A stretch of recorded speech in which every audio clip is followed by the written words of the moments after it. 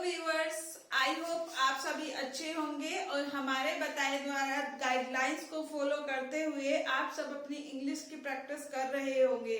ठीक है, so specially also focus on your speaking part, also give a time for speaking something. You can take your daily routine, you can take any topic to speak, you can take your subjective matter in which you can speak very fluently because these all things are very known for you. Okay, so keep practicing, keep learning.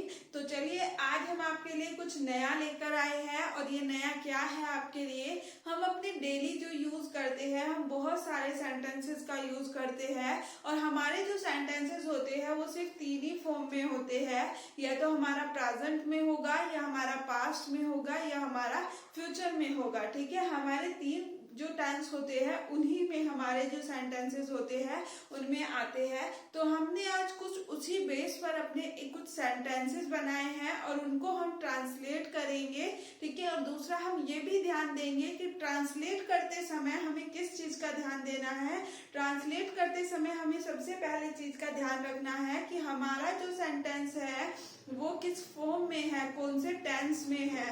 ठीक है, पहले हम उसमें tense identify करेंगे, उसके बाद हम उसमें क्या करेंगे, हम अपने सेंटेंस को देखेंगे कि वो हमारा इंटरोगेटिव है, डिक्लेरेटिव है या नेगेटिव है, जिस भी तरीके का है हम उसको आइडेंटिफाई करेंगे। उसके बाद जो हमारा सेंटेंस है उसके सारे जो हमारे वर्ड्स है, उसकी वोकैब है, उनको देखेंगे कि हमें आती है या हमारे लिए न्यू है, और फिर इन सब चीजों को असेंबलिंग करते हुए हेल्पिंग वर्ब के थ्रू हम अपने सेंटेंस की फॉर्मेशन करेंगे। तो चलिए अब हम स्टार्ट करते हैं कुछ सेंटेंसेस।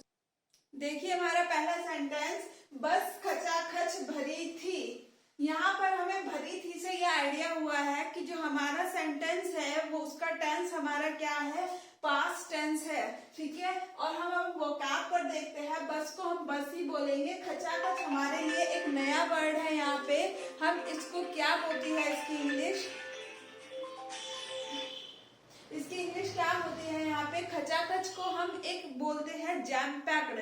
ठीक है, अगर आप यहाँ पर ऐसे ही क्राउड यूज करोगे, मल्टीट्यूड यूज करोगे तो लिसनर को लगेगा कि आपकी इंग्लिश नॉर्मल है। ठीक है, आपको आती है लेकिन नॉर्मल है, इसीलिए हम यहाँ पर स्टैंडर्डाइज्ड वर्ड का यूज करेंगे जैम पैक्ड, और अपना पास्ट टेंस के अकॉर्डिंग हेल्पिंग वर्ब लेते हुए सेंटेंस की फॉर्मेशन करेंगे। तो चलिए देखते हैं क्या बनेगा, द बस वॉज, क्योंकि ये वॉज हमारा क्या है, पास्ट टेंस का हेल्पिंग वर्ब है। The bus was jam packed, बस खचाखच भरी थी। The bus was jam packed. ठीक है, तो इसी बेस पर हम दूसरे सेंटेंस को देखते हैं, क्या आप कभी विदेश गए हैं। देखिए यहाँ पर पूछा है इन्होंने कि एक इंटरोगेटिव सेंटेंस है हमारा। ठीक है, कौन सा सेंटेंस है हमारा, इंटरोगेटिव सेंटेंस है, और इंटरोगेटिव भी किस तरीके का है, जिसमें हम डायरेक्ट यस या नो में आंसर दे दे। तो इस तरीके के जो सेंटेंस होते हैं उसमें हम हेल्पिंग वर्ब को कहाँ ले आते हैं, बिल्कुल स्टार्टिंग में ले आते हैं, बिगनिंग में ले आते हैं। तो यहाँ पर हमारा क्या बनेगा, हैव यू एवर, कभी की बात हुई है ना, हैव यू एवर बीन, कहाँ पर, विदेश। Have you ever been abroad, क्या आप कभी विदेश गए हैं। चलिए हम थर्ड सेंटेंस देखते हैं, आप अगली छुट्टियों में कहाँ जाओगे।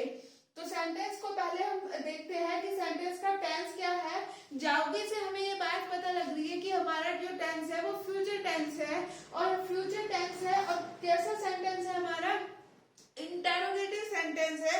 और इंटरोगेटिव भी कौन सा, जिसमें हमें डिस्क्रिप्टिव आंसर की रिक्वायरमेंट होती है। ठीक है, तो जो इस तरीके के जो हमारे सेंटेंस होते हैं उसमें हम WH फैमिली के वर्ड को बिगनिंग में ले आएंगे और फिर फ्यूचर की हेल्पिंग वर्ब यूज करते हैं अपने सब्जेक्ट के बाद। तो देखिए क्या बनेगा, where you will go on your next vacation, आप अपनी अगली छुट्टियों में कहाँ जाओगे। ठीक है, अगला सेंटेंस देखते हैं, आप पिछली छुट्टियों में कहाँ गए थे। इट मीन्स हमारा ये सेंटेंस भी क्या है, इंटरोगेटिव सेंटेंस है, जिसको डिस्क्रिप्टिव आंसर की रिक्वायरमेंट है, लेकिन फ्यूचर की बात की जा रही है, नहीं सॉरी, ये हमारी पास्ट की बात की जा रही है क्योंकि हमने पिछली की जिक्र किया है यहाँ पे और गए थे, ठीक है। तो क्या आएगा यहाँ पे, हमारी पास्ट की हेल्पिंग वर्ब आएगी और कहाँ का यूज किया गया है, WH फैमिली से स्टार्टअप होगा।